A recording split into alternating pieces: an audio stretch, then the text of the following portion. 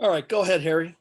Uh, well, I guess the first question is just involving the spectrophotometry lab. Spectrophotometry, yes. So it's just more of a clarifying with how I would go about starting to find the concentrations for the substances. Well, uh, the bottles have the concentration written on them, and it's 8.00 times 10 to the minus 3 grams per liter. And so when you're listening to the video, you'll listen to how I dilute it. And basically, in one case, I took, I believe, 3 milliliters, and then I added 3 milliliters for a final volume of 6 milliliters. And it's actually only 2 zig figs here. So how would you calculate the concentration if I took this and took 3 milliliters of this and got a final dilution of 6? How would you go about that? And the answer is you do this. This is your dilution formula. So this would be C1, this would be V1, and V2 would not be this. V2 is the final volume. So you could calculate the concentration of the dilutions. And you should find out that it's going to be approximately half of that. Okay. Oh, So I'm not sure if I had you do that for the blue solutions or not, but for the yellow solutions, the numbers aren't 3 and 3. They're different, but I believe that you can hear the numbers in the video. all right. And then that answers that. And then I have 2 more questions regarding the homework, the Module 6 homework. For the last question at the bottom. Number 10. Yeah, the reaction of carbon with hydrogen and oxygen. Yeah. Let me pause you for just a moment there, Harry. Oh.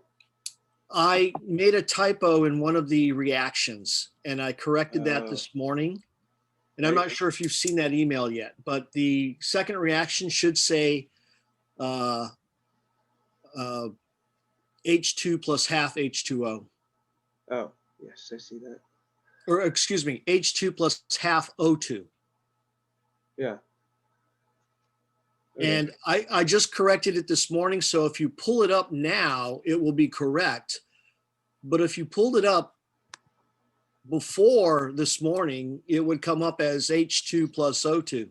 No, I have it. I think I have the corrected one up.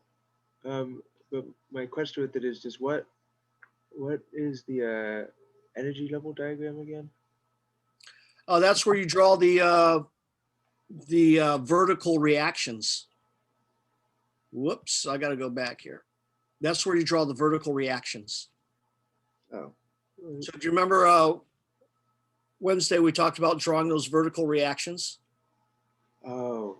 So for instance, if you had this H2 gas plus 1/2 O2 gas gives you H2O gas. And the change in enthalpy here is negative 241.8 kilojoules per mole of reaction. The first thing that you would do to draw this vertically is you would say, well, since that's a negative, energy is being released. So you draw an arrow down. Oh, that. Okay. Yes, I remember. Okay, now I remember. So this is called an energy level diagram because when you fill in the rest of this. Right. Okay. It turns out that this has more potential energy and this has less potential energy. And this is more stable. And this is less stable. Now, have you ever heard of anyone trying to combust water? No. And the answer is no, because it doesn't combust. Oh. Well. Has anyone ever tried to combust hydrogen? I don't know. Well, the answer is absolutely, because it does combust. Oh. So why does this combust and this doesn't? Well, this is more stable, so it doesn't combust. Oh. In fact, it's already been combusted. It's a combustion product. You can't just combust something and then take the products and combust them again and keep going on forever. If we could, that would kind of be an end to the energy problems that we have. We wouldn't need gasoline anymore. And energy would be very, very inexpensive. Okay. So this is an energy level diagram when you draw that. The only thing this is missing is this. You should put the energy in with the line. Okay? All right. All right. Anything else?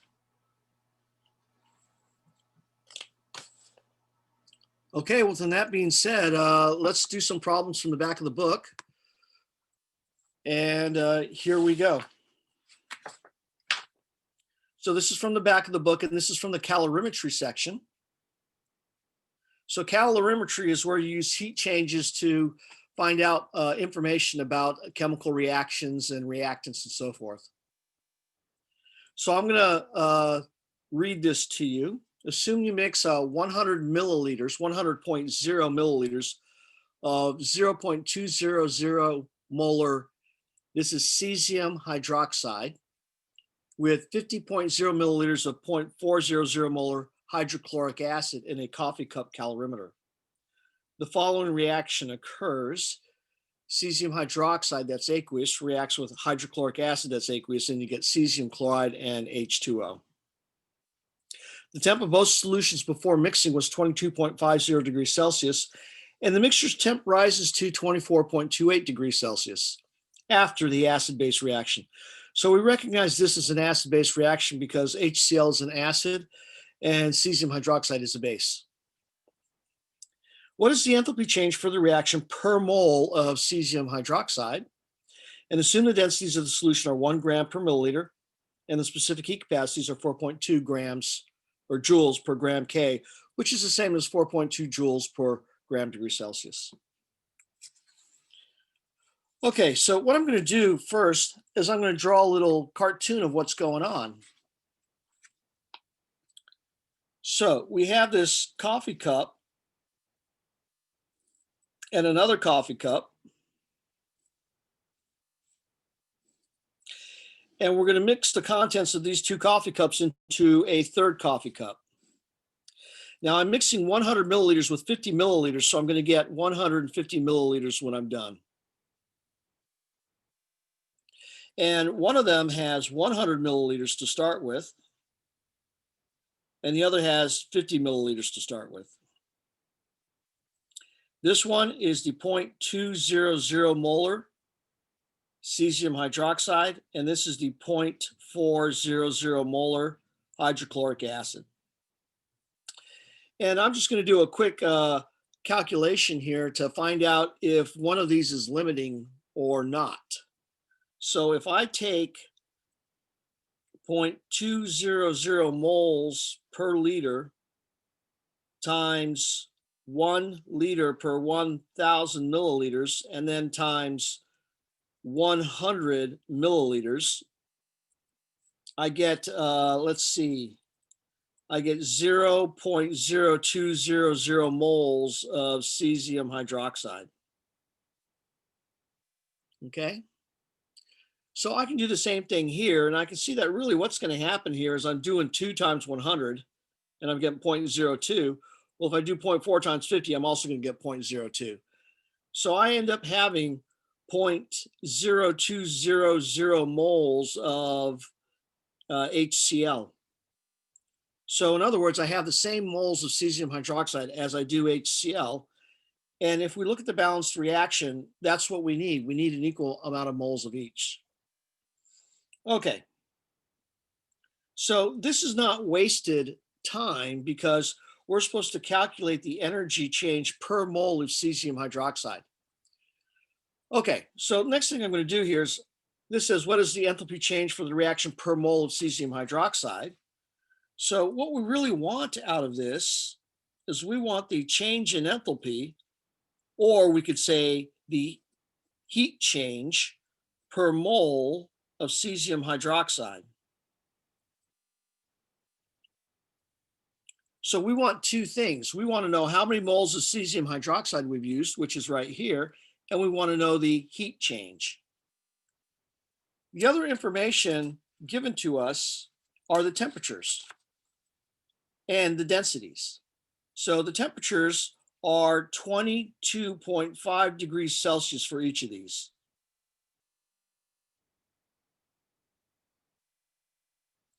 And the final temp is 24.28 degrees Celsius. And we're also given that the densities are both 1 gram per milliliter.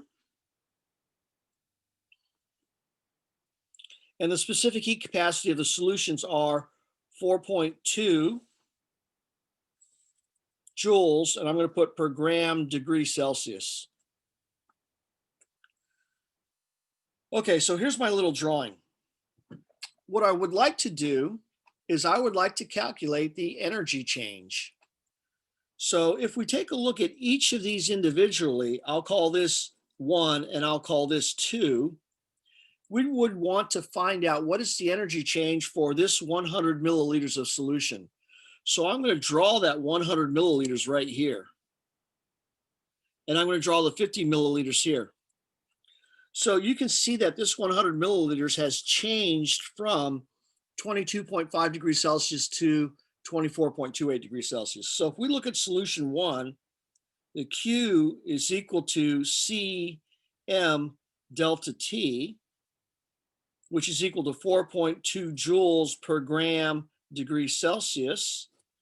Now the mass of this solution is going to be 100 milliliters times the density, and we're told that the density is 1.00 grams per milliliter. So here we get 100 grams of solution. So I'm going to use 100 grams here. Now for the change in temp, we always do the final minus the initial.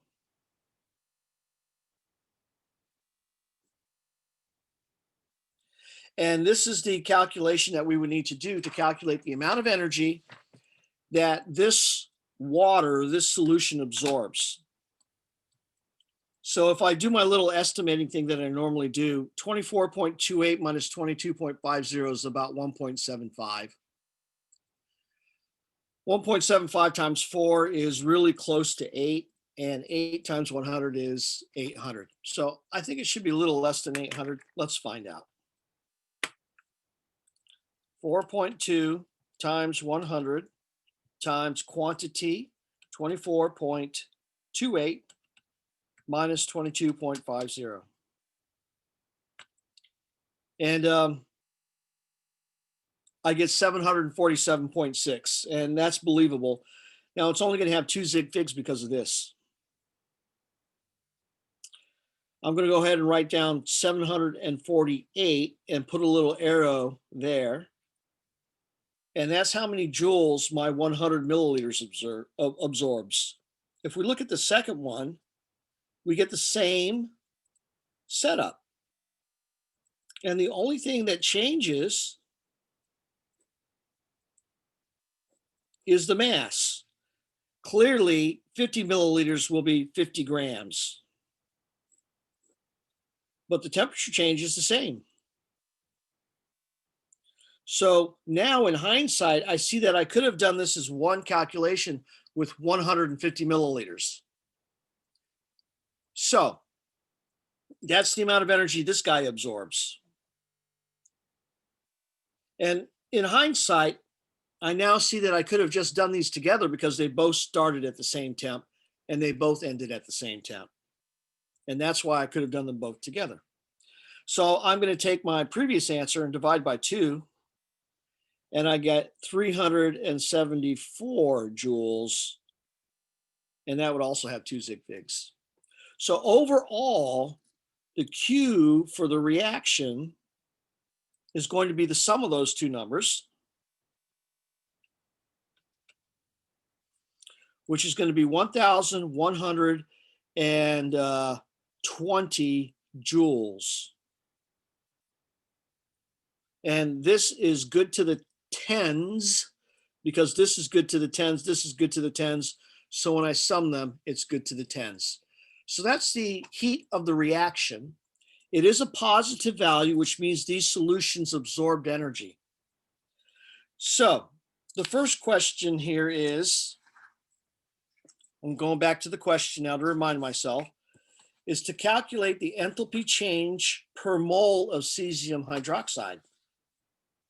So to finally calculate that number, I would take that plus 1,120 joules and divide it by 0.0200 moles of cesium hydroxide.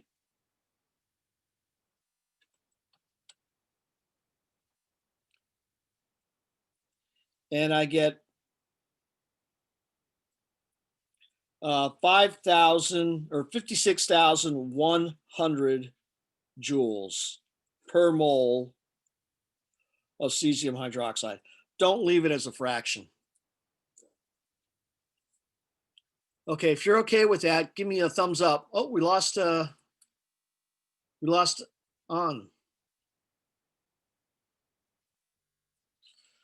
Okay, now this says, well, that's it. We're done with that one. And just as I say we lost him, he comes back.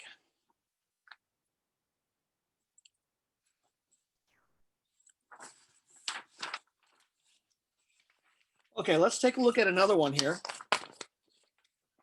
So I'll read this one to you also. This is another calorimetry problem. A piece of chromium metal with a mass of 24.24 grams is heated in boiling water to 98.3 degrees Celsius and then dropped into a coffee cup calorimeter containing 82.3 grams of water at 23.3 degrees Celsius.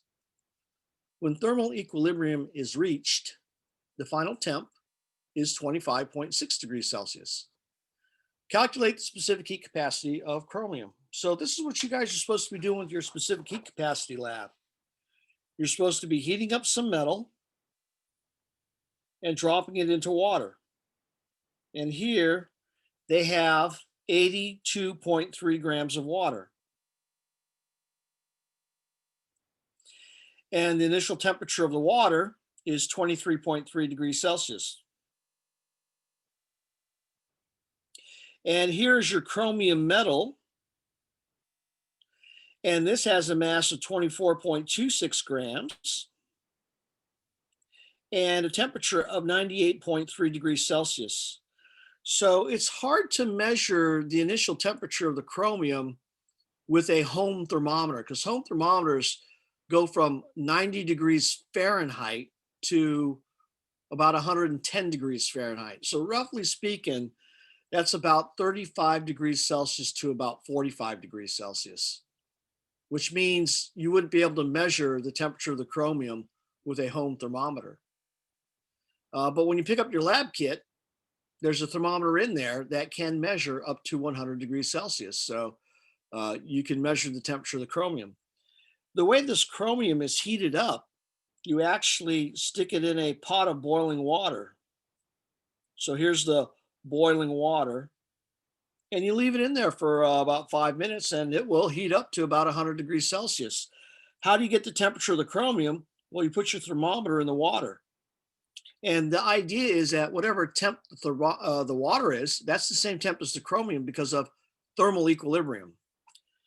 Now you guys are going to be doing this with dimes and pennies instead. So what you could do is, have you ever seen those little baskets that you pull fried food out of that are made out of wire?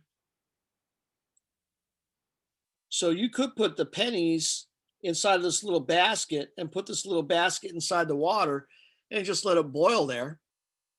And as soon as it's 5 minutes has passed, you can pull those pennies out of the water and drop them into your coffee cup.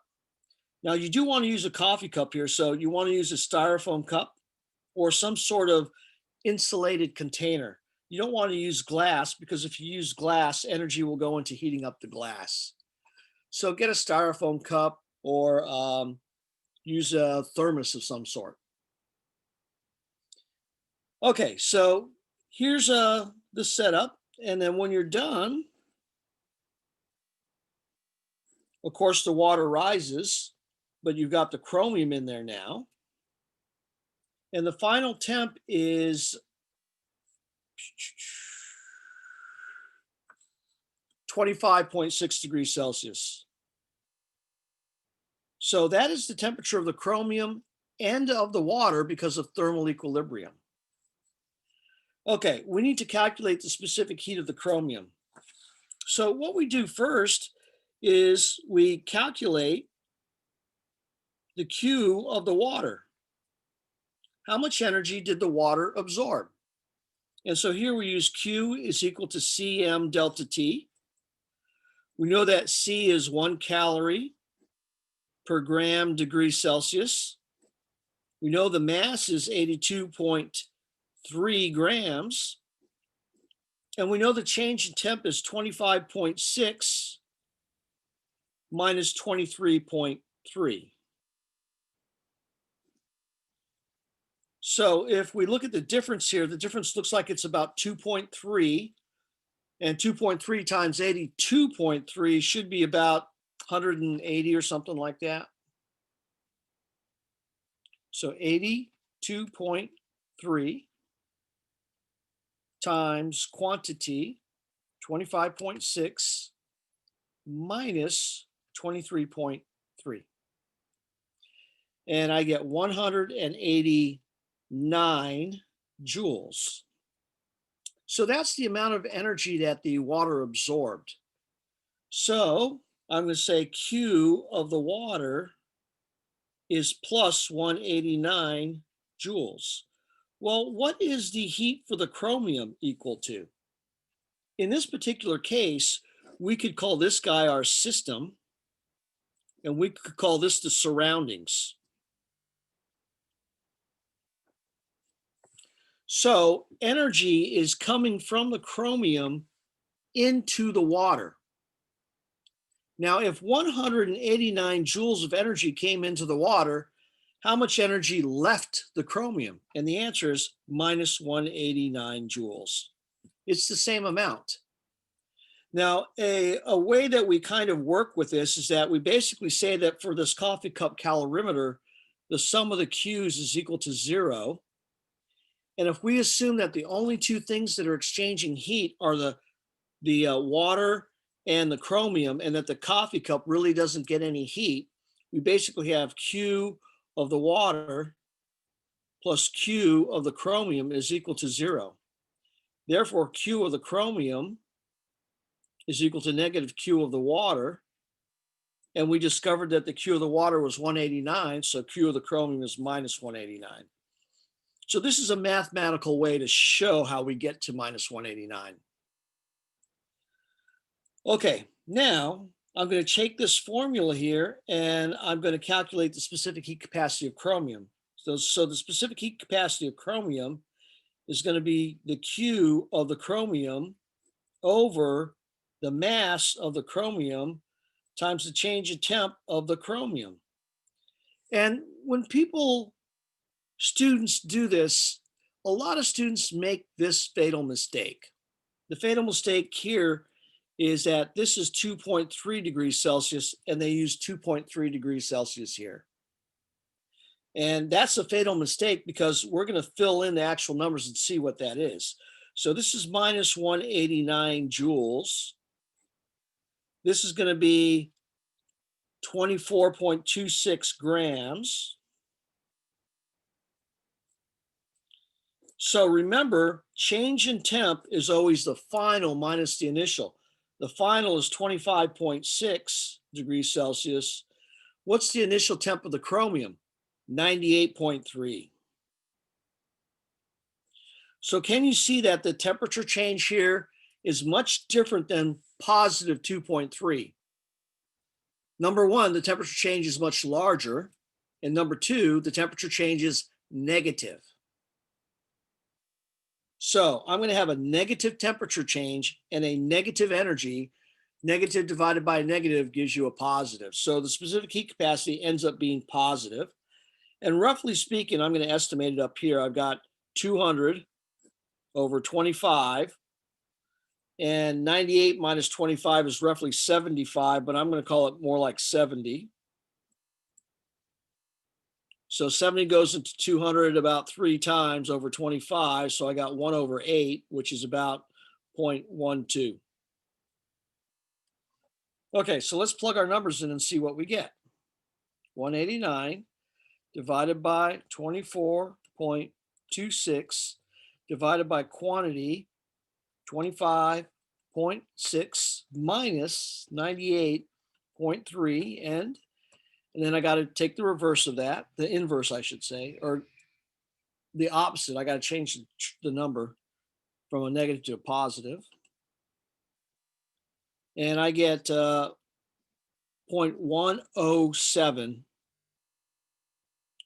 joules per gram degrees Celsius. 0.107 joules per gram degrees Celsius. And notice that in this calculation, the joules do not cancel, the grams do not cancel, and the degrees Celsius do not cancel. So there's my answer. And so my estimate is a little off from the real answer, but it's close enough that I believe it to be true. So does anyone have any questions here? Are we good?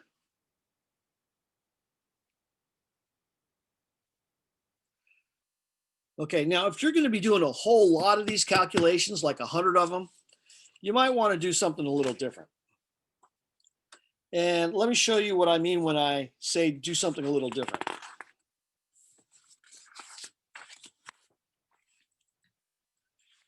So I'm going to go back to this. I'm going to put Q of the water plus Q of the chromium is equal to 0. And then I'm going to put Q of the chromium is equal to negative Q of the water. Then I'm going to put C of the chromium, mass of the chromium, change in temp of the chromium is equal to minus Q of the water. Therefore, the specific heat capacity of the chromium is equal to negative Q of the water over mass of the chromium, change in temp of the chromium. And then I'm just going to write specific heat capacity of the chromium is equal to negative C water, mass water, change in temp water over mass of the chromium, change in temp of the chromium. And then just to fill it all out, I've got negative C of the water, mass of the water, T final water minus T initial water over mass of the chromium, T final chromium minus T initial chromium. So if you had to do this calculation for 100 different metals, this is a pretty nice formula to have where you could write M for metal. And you can see we can plug numbers in fairly easily here. -1 calorie per gram degrees Celsius. The mass of our water was 82.3 grams, if I remember right. And the change in temp was 25.6 degrees Celsius minus 23.3 degrees Celsius. All of this over the mass of the chromium, which was 24.26 grams. And then we have 25.6 degrees Celsius. Notice these numbers are the same because the final temp is the same. Minus 98.3 degrees Celsius. And so here you can see grams cancels to grams. This answer, which will be degrees Celsius, cancels with these degrees Celsius. So your units are clearly going to be calories per gram degrees Celsius. And then you just kind of plug and chug.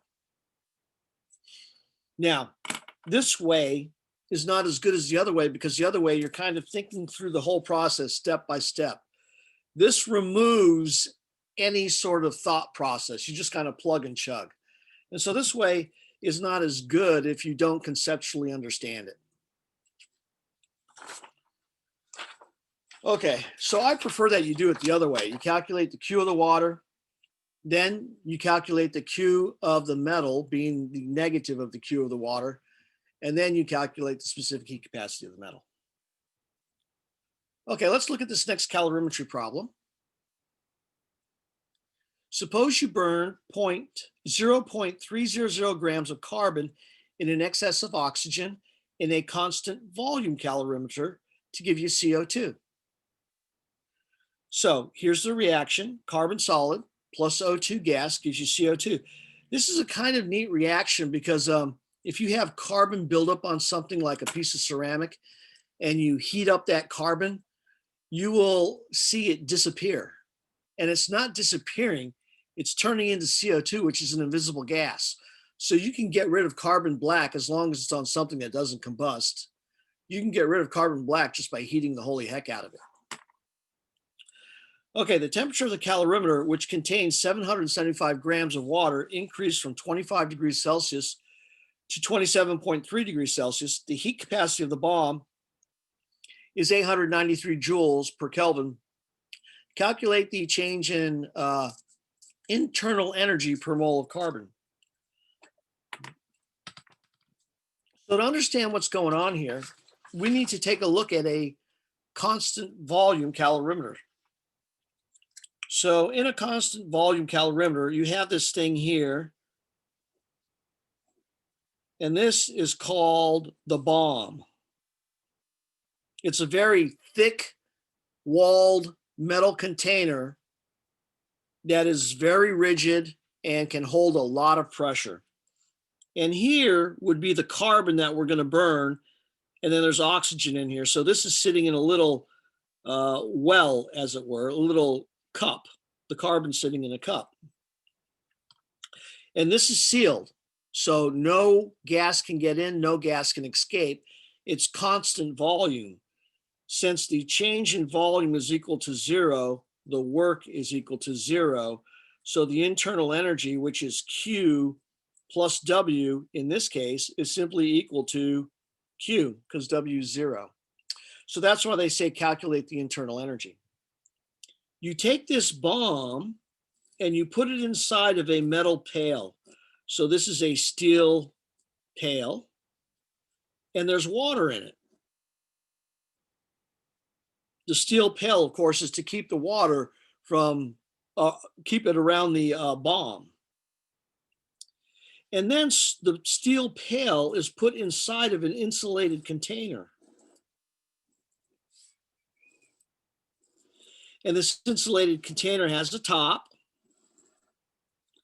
And so I'm going to do this for the insulated container.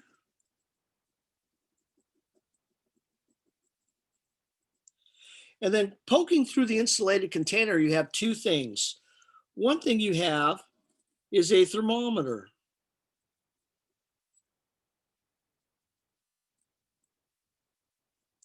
The thermometer is used to measure the temperature of the water.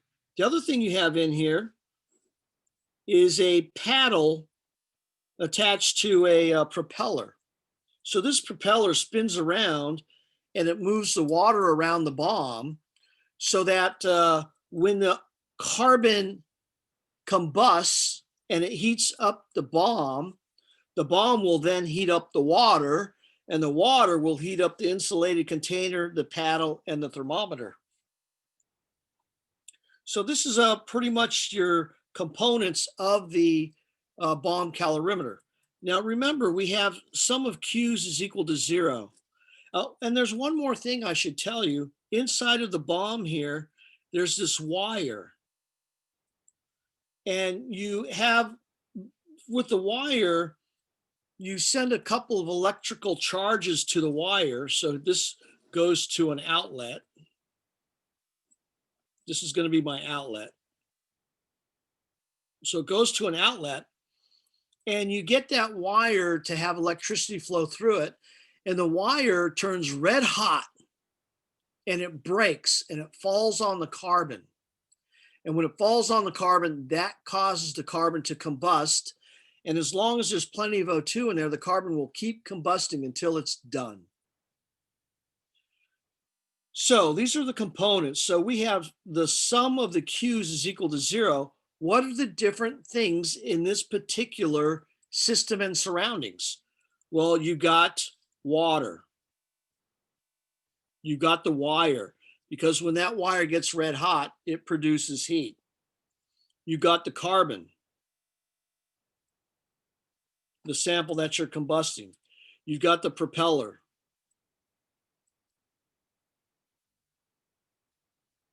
You've got the thermometer. You've got the metal pail. You've got the insulated container. And you've even got these little wires here. I'm not going to write those down, but you can see that we've got quite a few things that are sharing energy. Now, to make things easier, what you do is you combine things together. You combine, oh, and I forgot the bomb. You combine these things together and you say, hey, that's the bomb or the calorimeter constant. Here, this is Q of the reaction. This is going to be Q of the wire. And this is going to be Q of the water. So we simplify this by saying Q of the water plus Q of the reaction plus Q of the calorimeter plus Q of the wire. Did I put wire down? I didn't. Wire is equal to 0. Now, in this particular problem that they give us, they don't use wire. They just ignore that.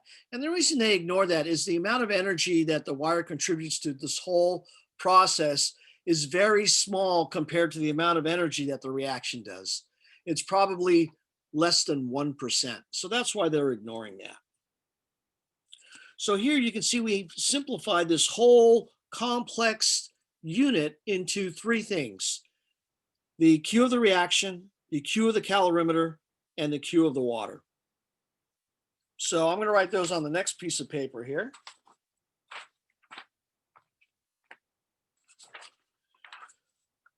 So we have Q of the reaction plus Q of the calorimeter plus Q of the water is equal to 0.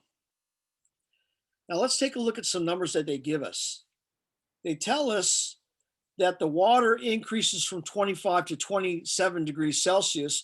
So that means we can calculate the Q of the water, and it's going to be equal to C of the water, mass of the water, times the change in temp of the water. Now, how do we calculate the Q of the calorimeter? Let's take a look at what they give us for the calorimeter. Do you see that? They say that the heat capacity of the bomb, so that's what they mean by the calorimeter, is 893 joules per Kelvin. So how do we take this and turn it into energy? Well, for the Q of the calorimeter, or the bomb as it were, we're going to take this 893 joules, the heat capacity, so I'm going to say the heat capacity, and we're going to have to multiply it by the change in temp of the calorimeter. Because if we get the change in temp and multiply it times this, the change in temp will cancel with this K and we're left with joules. So once we've figured out these 2 things, we can then figure out the Q of the reaction. Now also notice it says calculate delta U per mole of carbon. So all of this is essentially delta U, but it's not delta U per mole. So we're also going to need the moles of carbon. So let's go about calculating each of these values, because Q of the reaction is negative Q of the calorimeter plus negative Q of the water. So our Q of the water is going to be 1 calorie per gram degree Celsius. The mass of the water, they tell us, is 775 grams. And the change in temp of the water, they tell us, is going to be the difference between these 2 numbers, which is 2.38 degrees Celsius.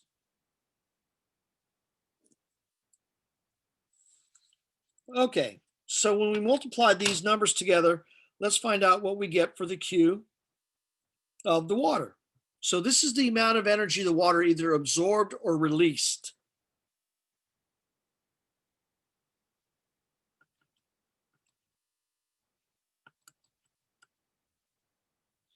And I get 1,845 joules. And this is only good to the 4. So that would end up, and actually I'm going to go ahead and write it rounded off, 184, because it's 184.45. And if I rounded here like this, it would introduce rounding error. So I'm going to do that. And this is a positive value. So what does that mean when it's a positive value? It means that water absorbed energy. And that makes sense because its temperature increased. If we look at the calorimeter, or the BOM as the book calls it, we have 893 joules per Kelvin, which is also per degree Celsius. And then the BOM, what is the change in temp of the BOM? Let's see what the problem says. So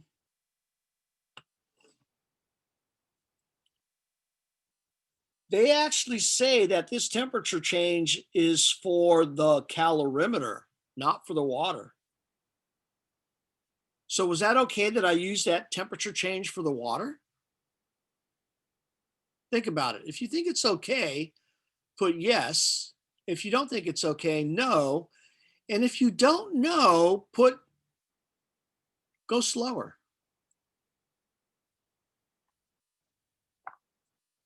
So if you think it's okay if I use this change in temp for the water, say yes. If you think it's not okay, put no.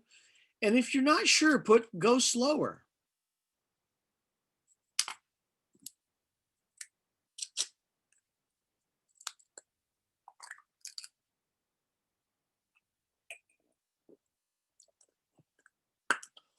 And the answer is absolutely yes. But the reason why is because before we do the experiment and ignite the carbon, you let the water sit in the calorimeter. And when you let it sit there, it reaches thermal equilibrium with the calorimeter. So if the water temperature is 25 degrees Celsius, which is what you actually measure with the thermometer, that means that the temperature of the calorimeter is also 25 degrees Celsius. So it's important that you kind of let everything kind of sit together for a while and reach the same temp.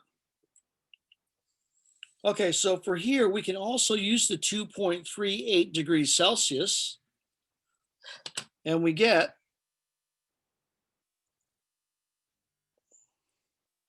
around 2,200, right? Times 2.38, 2130 joules. So that means that the calorimeter also absorbed energy. So the Q for the reaction is going to be negative 2130 joules plus a negative 1840 joules, which turns out to be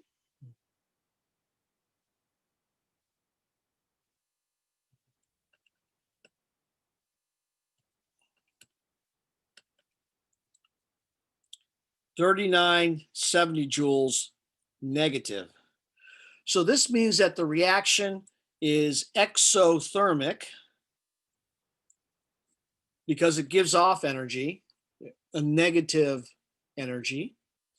And when we calculate the enthalpy change, or the internal energy change per mole of carbon, we have to figure out how many moles of carbon there are. So we have 0.3 grams of carbon.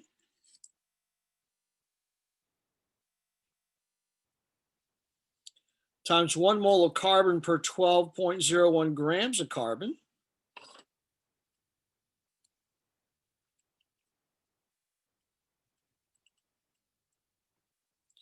And we get 0.02 0.50 mole of carbon. So we wanted the enthalpy change or change in energy per mole. So that's going to be equal to minus 3970 joules per 0.0250 mole of carbon.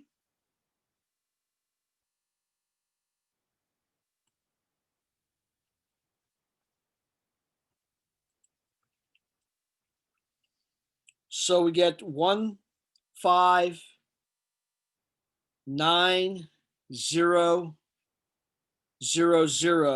joules per mole of carbon. And there's your answer.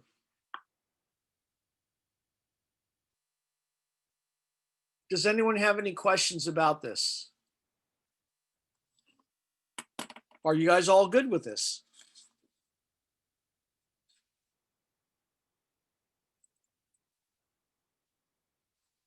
Well, let's try another one, okay?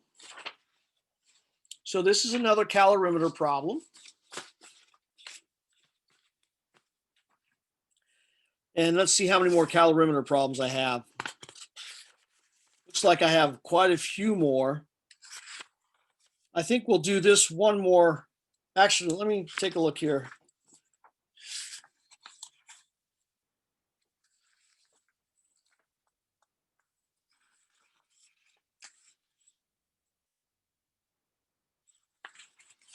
Oh, this is the one we just did, isn't it?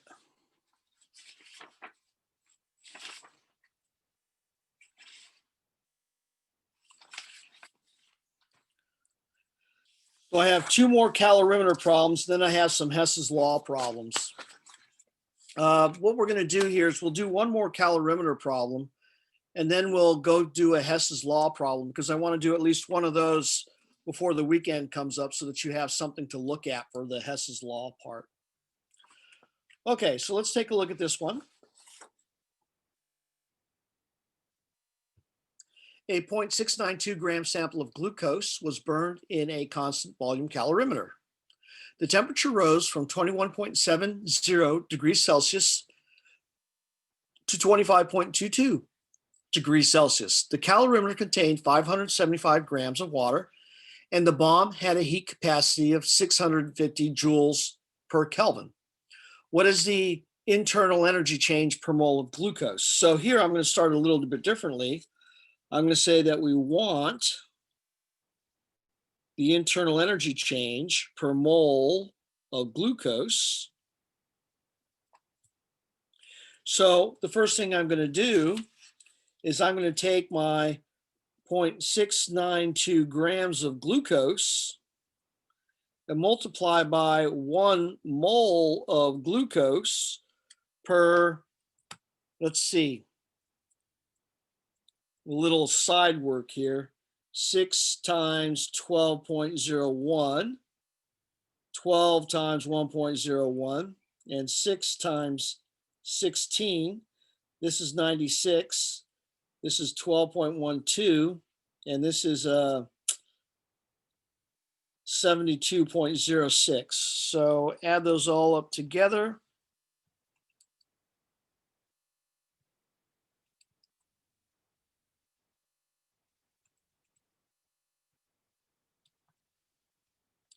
And we get 180.18 grams of glucose.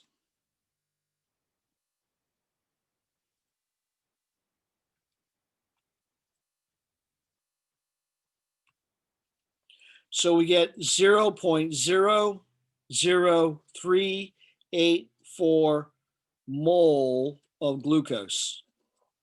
So we just solved half the problem. Now we just have to figure out the change in internal energy. So the change of internal energy for the glucose is going to equal Q of the glucose. And for this bomb calorimeter, we're going to say that Q of the glucose plus Q of the bomb or calorimeter plus Q of the water is equal to 0. Therefore, Q of the glucose is equal to minus Q of the bomb plus minus Q of the water.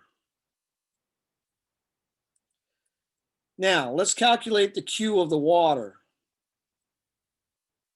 That's going to be 1 calorie per gram degree Celsius. And they tell us that it was 575 grams of water. And the change in temperature, we can do this on a calculator, 25.22 minus 21.70, and I get 3.52. And so when we multiply all these out together, we're going to get 2,024 joules. Now, this is only good to that 2 there. For the Q of the bomb, we've got 650 joules per K. And that's also the same as 650 joules per degree Celsius. And we're going to multiply by the change in temp. Do you see how when we multiply by the change in temp, the degrees Celsius cancels? So this one's going to be about 2,400, right?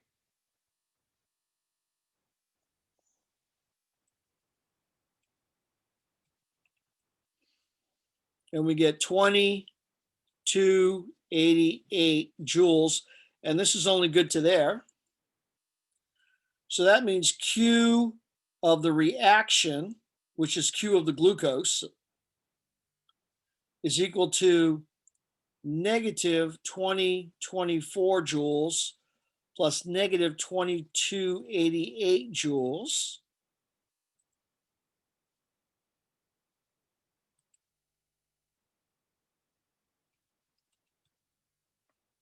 Which is negative 4312 joules. And this is only good to there. So when we calculate the change in internal energy per mole, it's going to be negative 4312 joules over 0.00384 moles of glucose.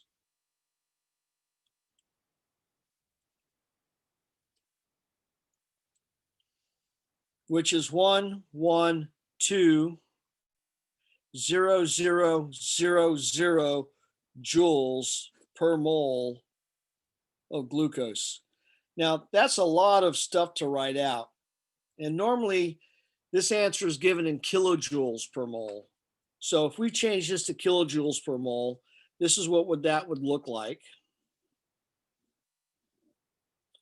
1,120,000 joules per mole of glucose. We would multiply by 1 kilojoule per 1,000 joules, and we get 1,120 kilojoules per mole.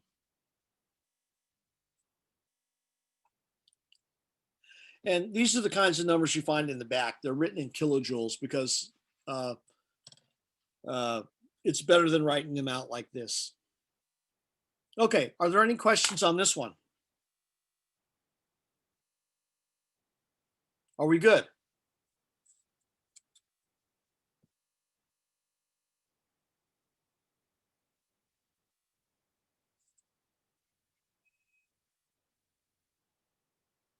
Okay, we're going to move on. We'll come back to this calorimeter problem if we have time, or these 2 calorimeter problems. Actually,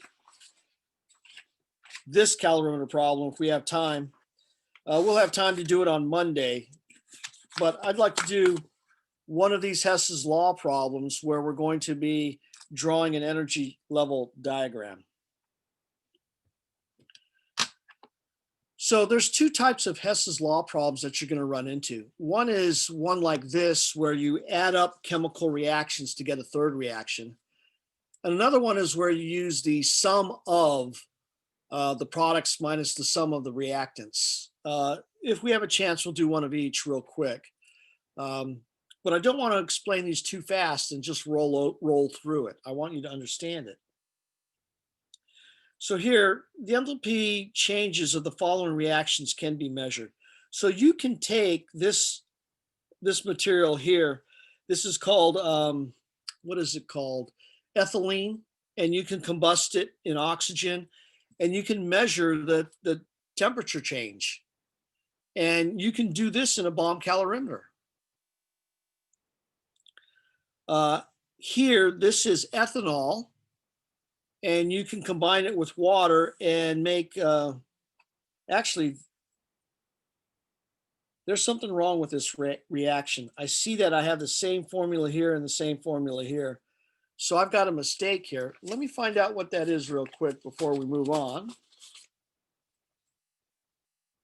Clearly, I made a mistake copying this.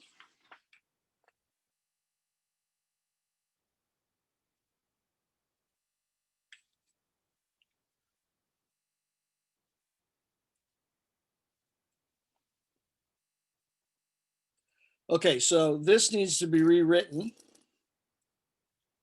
This part's okay.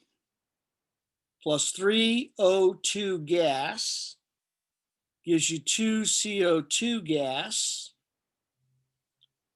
plus 3 H2O gas. So that's the correct reaction up there.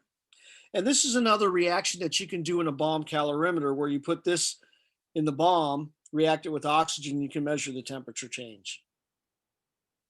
So these are two reactions that we can do in a bomb calorimeter, and here are their values.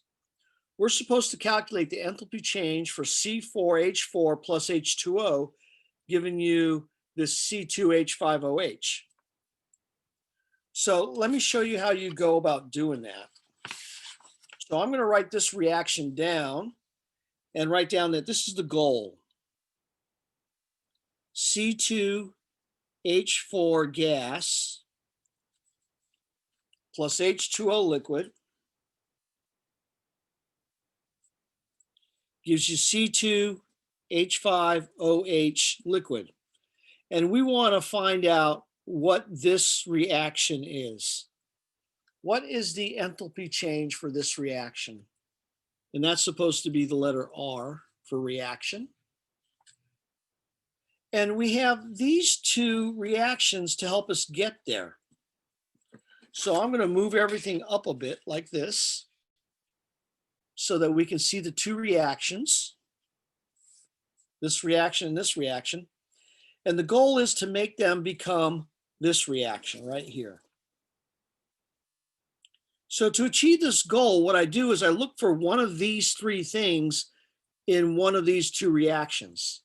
And can you see I have C2H4 here and I have C2H4 here? So I like that. And here's why I like that. Our goal is to have C2H4 as a reactant. In this reaction up here, C2H4 is a reactant. So I'm going to write this reaction down right here, just like it is above.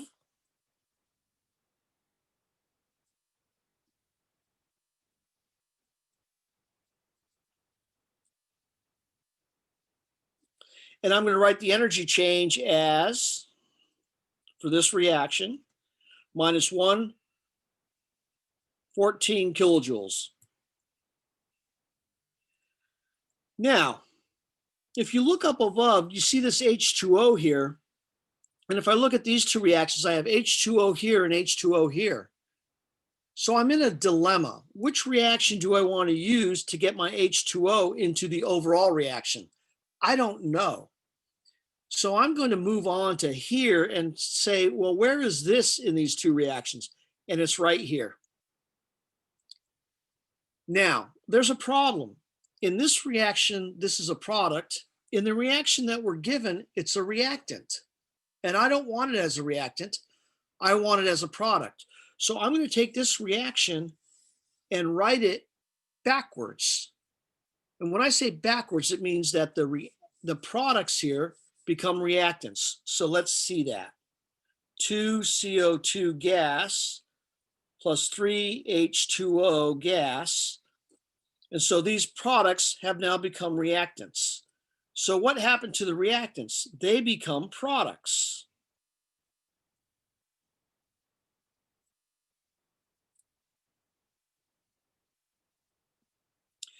And here, for this reaction, I have to take this value, and since I've reversed the reaction, I have to change the sign on the enthalpy of the reaction. So it becomes positive 1,367.5 kilojoules. So this is one of those Hess's law things that says, you know, if you write a reaction backwards, the change in enthalpy becomes the opposite sign.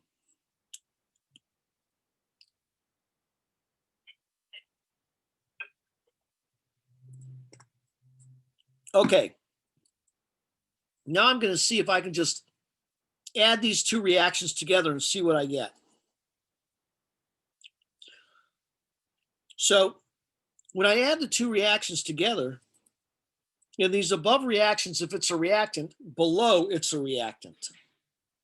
So below, what we're going to have is my 2 CO2. I'll have my 3 H2O. I'll have my C2H4. And I'll have my 3O2 becoming C2H5OH plus 3O2 plus 2 CO2 plus 2 H2O. Now, what happens to the energies? Well, I just add them together. So I have minus 1411 plus 1367.5. This is good to the ones. This is good to the 10th. So when I add them together, it's only good to the ones. So my change in energy for the reaction is going to be negative 44 kilojoules. Okay, now let's clean this up. How much energy does it take for 2 carbon dioxides that are gases to make 2 carbon dioxide that are gases? And the answer is none. So I can effectively remove these from the overall reaction. They do not impact the energy of the reaction. Here I have 3 O2s, and here I have 3 O2s. I can remove those. Now this is an interesting one. Here I have 3 H2Os, and here I have 2. Is it okay to get rid of 2 of the H2Os over here and 2 over here? And the answer is absolutely. So I'm going to get rid of these 2. And I'm just going to cross the 3 out, because when I cross the 3 out, I'm getting rid of 2 and I'm keeping 1. So when I clean this up, I have C2H4 gas plus H2O gas gives me C2H5OH liquid. And the energy change for this reaction is minus 44 kilojoules. And if we take a look, this indeed was the goal. Except for, I think for the goal, I wrote liquid, that's supposed to be gas. Or maybe it's supposed to be liquid, and I've been writing gas when I should be writing liquid. I don't know. But that's how you manipulate these equations. So let me show you very quickly. So we've done this first part. Let me show you very quickly how you can manipulate equations. So here we have A turning into B, and the change in enthalpy is equal to 5. If we do B turning into A, we get the change in enthalpy is negative 5. If we do 2A turning into 2B, we get the change in enthalpy is 10. You double the reaction, you double the energy change. You reverse the reaction, you reverse the energy change. What else can I give you here? I could give you this. For this reaction here, we could write this 5 kilojoules plus A gives you B. And for this reaction, we could write that B turns into A plus 5 kilojoules. So when you have a negative, it means that the energy is a product. And when you have a positive, that means energy is a reactant. So these are some of the ways that you can manipulate equations and what happens to delta H when you manipulate it. So now we're supposed to draw an energy level diagram for all of this. So to draw the energy level diagram, I want to focus on these three reactions. 1, 2, 3. So let's take a look at what the energy level diagram looks like.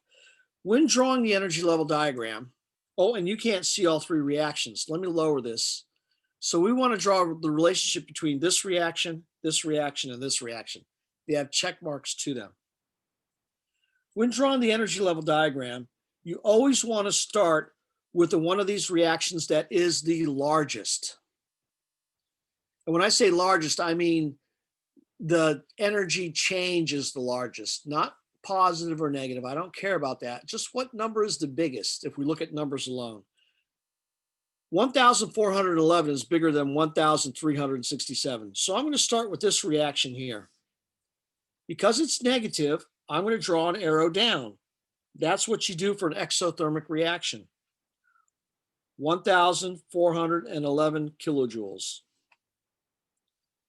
On your arrow, you always put two lines, one at the head of the arrow and one at the tail of the arrow. And just like in these chemical reactions, at the head of the arrow, you always put products. So for this reaction, I'm going to put 2 CO2 gas plus 2 H2O liquid. And always at the tail of the arrow, you put the reactants. Now notice, whenever I write down the reactants and the products, they always go on top of the line that I'm drawing, never underneath. So here, this says that if we start with this, we can turn it into this and release 1,411 kilojoules. So next, let's try and incorporate this reaction here. And can you see how there's CO2 here and H2O here? And here this has CO2 and H2O also. So I'm going to do something here, but there's a little bit of a dilemma. Do you see how there's only 2 H2Os here and there's 3 here? So there's not enough H2Os. So here's what I'm going to do to make sure I have enough H2Os. I'm going to add another H2O here. I'm just going to add another one. But if I add one here, I'm going to have to add one here. So this is kind of like algebra. What you add to one line, you have to add to the other. So take a look at this reaction. I've now added H2O liquid to the products and H2O to the reactants.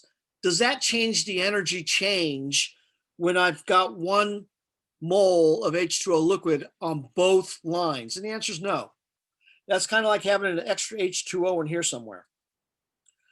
Okay, so I'm trying to put this reaction in, and look at that. That's a positive number. So I'm going to draw an arrow going up. How long is this line going to be? And the answer is it's going to be 1,367.5 kilojoules.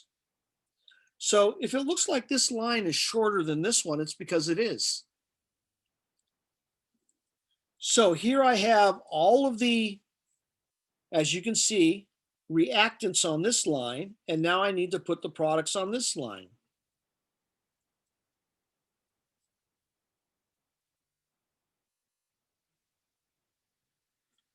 And there we go. Now, all we have to do is incorporate this reaction. You can see that it's a negative, so it's an arrow going down, and it's pretty obvious that it's an arrow going down right here. So this says that if you take C2H4 plus 1 H2O, you will get C2OH. Now, what happens to the 3 oxygens in this reaction that we have here? And the answer is not a darn thing. So they don't contribute to the overall reaction. So this is your energy level diagram, and there's only one thing missing from it. Can anyone guess what it is?